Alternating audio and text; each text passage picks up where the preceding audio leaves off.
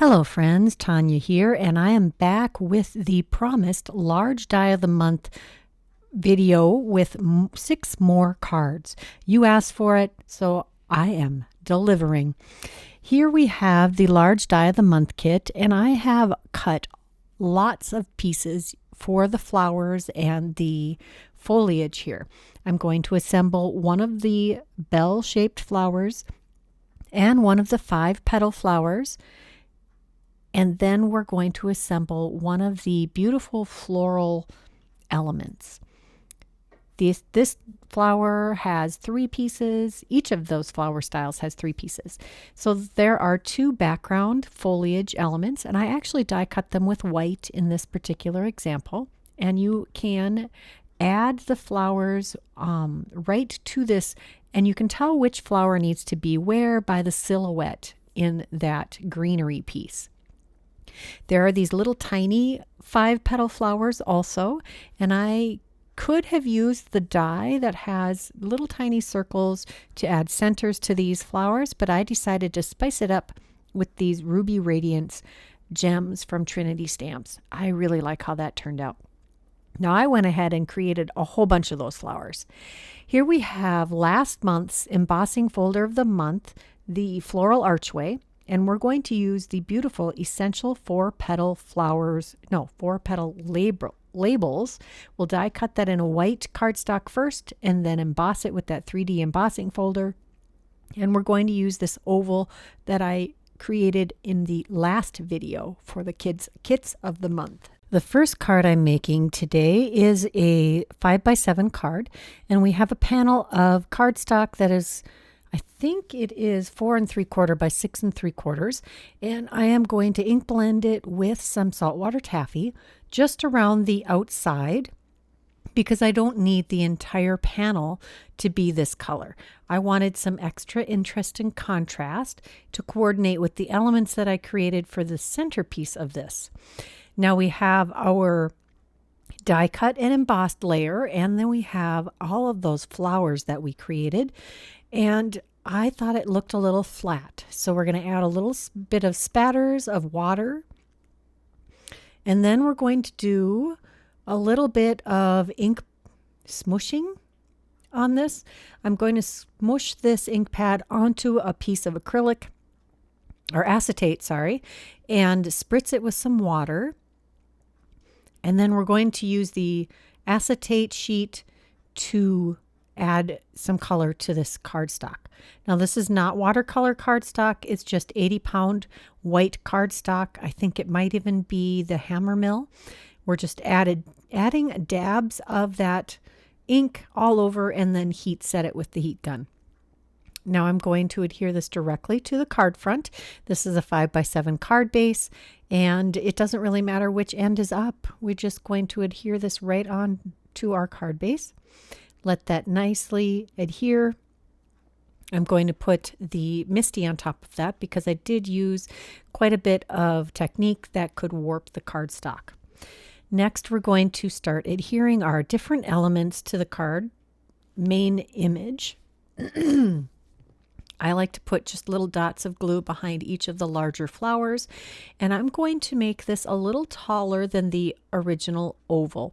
So we're going to center this using that center stem and the large main flower, and we will adhere that directly to this oval. Again, lining the center stem up with the other center stem, so we have a nicely symmetrical image here. Now these are the same grouping of flowers. There are 2 different groupings of flowers you could use. One of them has 2 of the bell flowers and the other one has 3 of just the 5 petal. Now we're going to add the sentiment in the center here. This is the, it is from the Make Me Smile sentiment set that just came out. It is part of the 4 petal collection, and I'm looking for that card on my desk here. Ah, here it is. It says, "Thanks for making me smile." Well, that's kind of the title of that set, isn't it?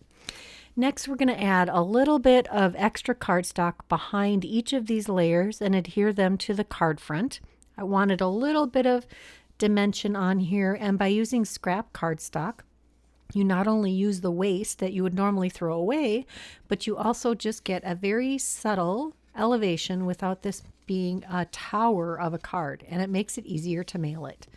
We'll center this nicely in that 4-petal label die, and that turned out fantastic. I do decide to add some of those little tiny flowers on the inside just to bring the design to the inside also. I thought this was a nice simple way to do that, and I had cut out several extra flowers for that purpose. Now we have card number 2, and we're going to make a mini slimline here. I have a, excuse me, what size was this one?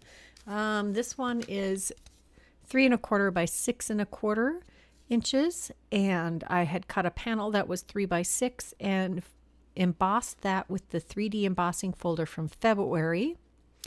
And then I adhered that layer down, and then this beautiful half bracket with the leaves is from the large die of the month. I had ink blended that piece of cardstock with some cracked pistachio ink before I die cut it, and we're adhering that to that embossed panel. And then we have another of these floral groupings. Now I do have to pry this very gently up from the card base. I had just finished adhering it, so the glue wasn't totally set yet, because I want to tuck that stem underneath this die. When it's all said and done, I really wouldn't have needed to do that, because I'm going to cover that with this square with a sentiment. Sometimes you go the extra mile when you don't need to. So I'm going to center up that die in the word die in the frame die, and we're going to die cut that out of some of that ink blended cracked pistachio cardstock. Just going to run this through my little sidekick here. You can use whatever die cutting machine you have, because it'll fit. I do like having a little mini die cut machine on my desk, because my other die cut machine, my main die cut machine, which is a platinum, the full size platinum, it's on the other side of the room. And yeah, sometimes it's nice to not have to walk away from your workspace. Now I'm going to die cut just the outer frame to add a backing behind the green piece so that the letters will show through in a gold shimmer look. Now I did decide to push these letters out a little more. I did find that if you die cut the sentiment by itself without the frame and ran it through a few times, you don't have to use your pokey tool to encourage those letters to finish popping out. And actually, I think it was designed to not necessarily push them all the way out, but just create an indent into the paper. But you can push the boundaries and do what I did here. Now we're going to put the gold backer behind the word so that the sentiment shines through gold on this element. We'll adhere that directly on the card front, kind of centering it under that main stem. And that finishes card number 2. Card number 3, we're going to do another mini slimline, and this one happens to be 6 1/2 by 3 1/2 inches. We're using an element from that scrolled punch and pierce plate, and then another of the Making Me Smile sentiments. Can we talk about how amazing it is that they foil and die cut all on one plate? Next, we're pulling an older die set from July 2021, the decorative slimline panels. And back to the spring reflection. There's that gorgeous flower element and our 3 1/2 by 6 1/2 inch card base. We've cut 2 panels here, one with the brushed white and one with plain white, and we're going to adhere these together. Now that particular die set had some layering elements, or different, not layering really, maybe, kind of. So there was the larger piece that I cut with the shimmer white or the brushed white. And then this very detailed, this has all of the elements except for the sentiment that would have cut out of that solid label piece in the middle. Now we're going to find that the 4-petal, essential 4-petal label die fits over that just beautifully. Actually, that's not even, well, yes, it's a combination of the essentials 4-petal label and the scrolled punch and pierce centerpiece, which I had created in a video that featured the 4-petal collection. I will have that linked at the end of this video. We're going to adhere this directly over that label in that scroll, in that very beautiful detailed piece that we already glued to our card front. We'll take this floral bunch and we'll tuck it underneath the top of this piece, again using that center stem to line it up with the center of this card in all of its beauty. I think this is just a gorgeous card. I really like that you can use some of your older pieces, older products to really bring up, to bring into your new designs. We're going to add a little bit of extra cardstock behind this with some cardstock that I die cut with the same die. I actually took that die plate for the sentiments and die cut a bunch of cardstock scraps with that, so I wouldn't have to die cut them each time I need to go and use one of these sentiments. I will confess, I foiled this sentiment plate from probably a dozen different foil colors, so that when I want them, I don't have to heat up my foil system. I can just pull out one of those sheets of foiled sentiments and then die cut them and use them however I want. Super quick, super easy. Sometimes it's worth putting that extra time in. That sub sentiment on the inside of the card was also from that same sentiment set. We're just going to add a few more of those teeny tiny little 5-petal flowers on the inside to complete this card. This is card number 4, and there are 6 cards in this video. We're using another of those scrolled punch and pierce elements that I had created earlier. It's a 4 1/4 by 5.5 inch panel, and I'm adding this to a 6 1/4 by 4 1/4 inch panel that we're going to put on a 5x7 card, my favorite card size. You could, of course, use an A2 card panel, or excuse me, card base for this if you didn't want to make a 5x7 card, but I really like making these stretch into a different size. And we have another bunch of those florals. We have a white piece that I had, Yep, this is another one of the white scrolled punch and pierce elements, the middle-sized piece, and it has a white backer. We'll add our floral bunch right at the bottom of that frame. I love how that is framed up so beautifully on the center of this card. And then we're going to take the birthday wishes sentiment from the Making Me Smile or Make Me Smile Glimmer foil set and adhere that down. I did add a couple layers of extra cardstock behind that again, because why not? Even though I'm adding extra layers of cardstock, this is still a pretty flat card. Those gems are going to be something you're going to want to put an extra layer of cardstock in the envelope for if you're going to mail this in the mail, or you could hand deliver it. We have another sentiment from that Make Me Smile sentiments set, and we're going to adhere that on the inside of the card. And I'm going to add some of these little 5-petal flowers to add a little extra detail. Just playing around with placement here. And then I'll use some Bearly Arts precision glue and my pickup stick here to adhere those in the spots that I planned. Just going to move them out of the way so I can get the glue down first.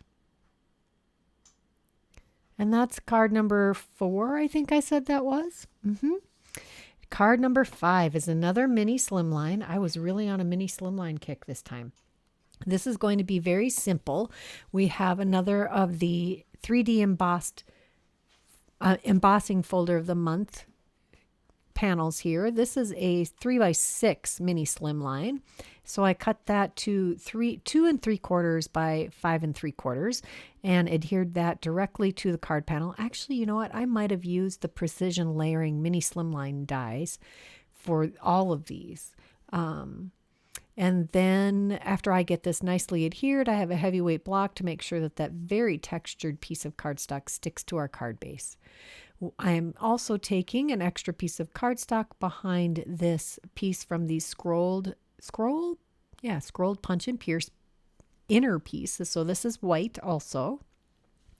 And then we're going to take some of those floral elements and one of the sentiments from the large die of the month from this month. Just going to adhere this directly onto that center piece. I have it centered into those little pierced and punched pieces. It just fit perfectly. That square fit perfectly in there. And we're going to add these beautiful little flowers to frame up that sentiment. My,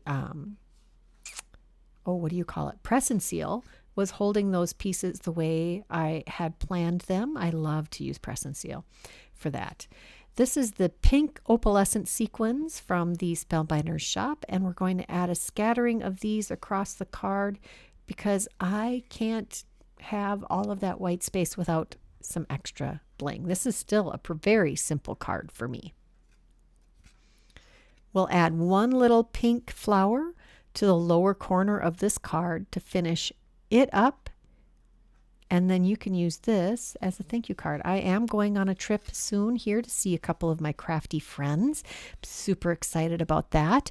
And every time I fly, I bring some thank you cards for all of the flight attendants and gate attendants and the pilots, just to share a little extra love on my trips. Card number 6, we're going to take an A2 panel, and we're going to use this gilding polish. This is the Pearl Lustre gilding polish. I love that it has its own application tool included right with the product. I'm just going to lightly brush this over the entire panel. I want to have kind of a distressed, maybe wood greenish looking pattern behind the elements that I'm going to add. So I'm just repeatedly brushing this across the panel lightly. And once I'm done with that, I'll seal everything up, clean up my work surface, and move on to the next step. We'll adhere this directly to an A2 size card panel using my Barely Art glue again. Just going to make sure that this was dry beforehand. Otherwise, this could be a little tough to get adhered. That does dry super fast though. We'll also put a heavyweight block on top of it to make sure that it dries nicely or sticks nicely. Next, I cut 2 of this kind of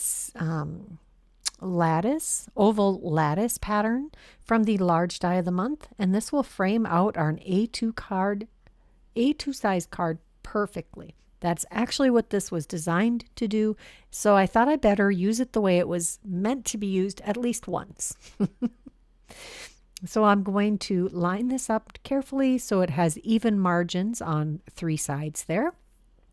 And I just add dots of glue around it. I don't want the glue squishing out. I've already added glue to this piece, and we'll repeat this process, lining it up, making sure our edges are all even, and it adheres beautifully. And as you can see, I have another of the ovals that I created that were left over from the 10 cards all kits video from earlier. And we'll add some extra cardstock pieces behind the oval again. If you're just using one layer of cardstock, it really does add just a little bit of height and not a lot of bulk. We'll get that nicely centered in our oval. I love how that frames it all up. And then we're going to take the 2 floral groupings and adhere those centered inside that oval. This time I do make them stay completely inside the oval. I did add a little bit of extra cardstock behind the larger flowers on each of these elements, and then only added glue behind those extra pieces. Again, using that center stem to line everything up. And then we have a sentiment to put in the center. You could do a skinny one across the center or this square that comes in the die set.